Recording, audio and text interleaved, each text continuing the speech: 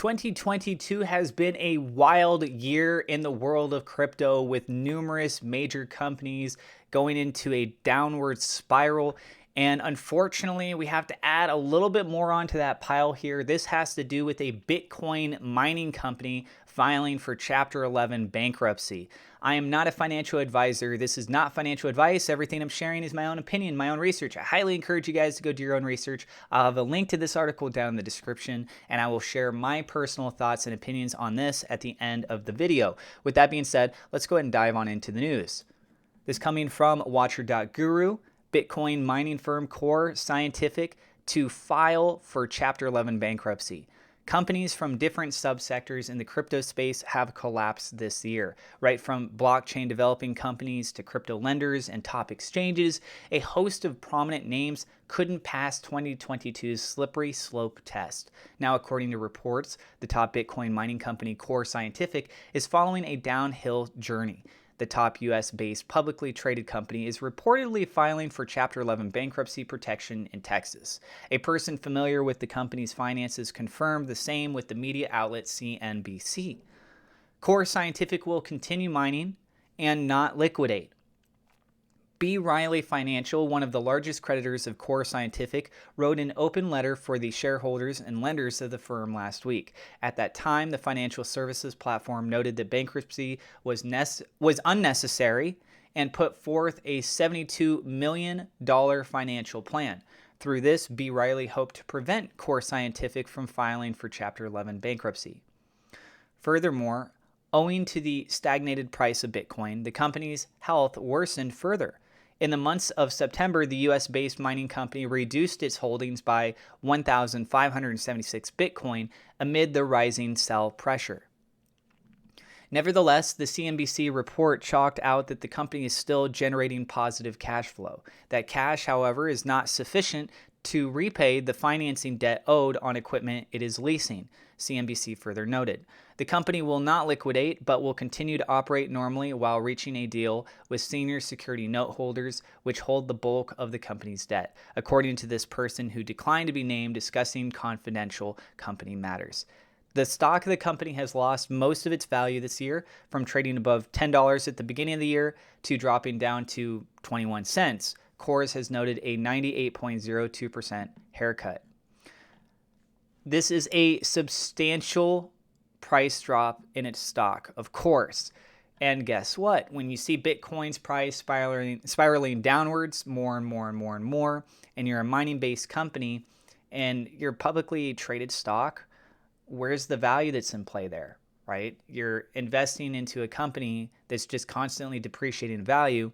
And also on top of it too, that when you look at these mining rigs, they become outdated.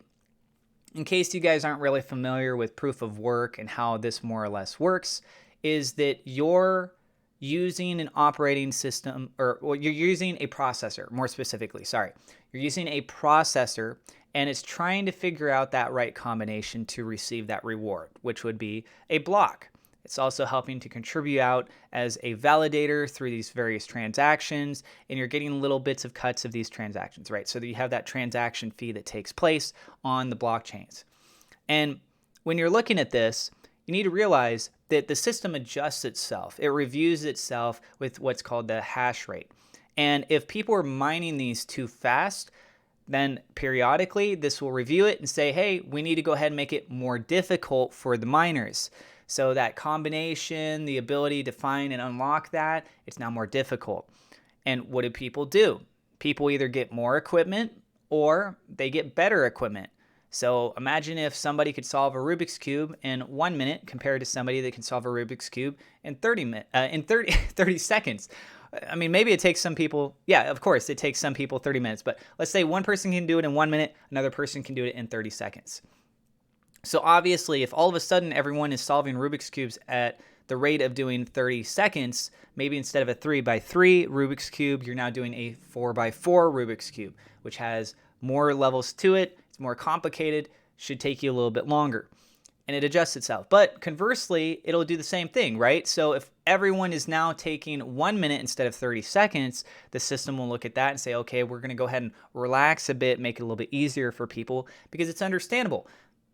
People have these mining rigs, they have to pay electricity bills, they have to have money to be able to buy the rig itself to begin with, and circumstances happen, and guess what? Things get shut down, issues arise, and then lo and behold, there's less miners, there's not as good of equipment going on, and now it's taking too long. The whole point is to find that sweet spot of roughly every 10 minutes when a Bitcoin block is being mined. And so what we're seeing here is that unfortunately, the price of Bitcoin going down more and more and more and more and more. As a mining company, you have to sell what it is that you're mining in order to really make a profit, and you got to pay off your expenses, right? But why would you want to sell if the price just keeps dropping down? So you hold on for as long as you can, but then at some point you got to start selling. But if you start selling, you're also driving the price down on the very asset in which you're mining. So it's a conundrum, right?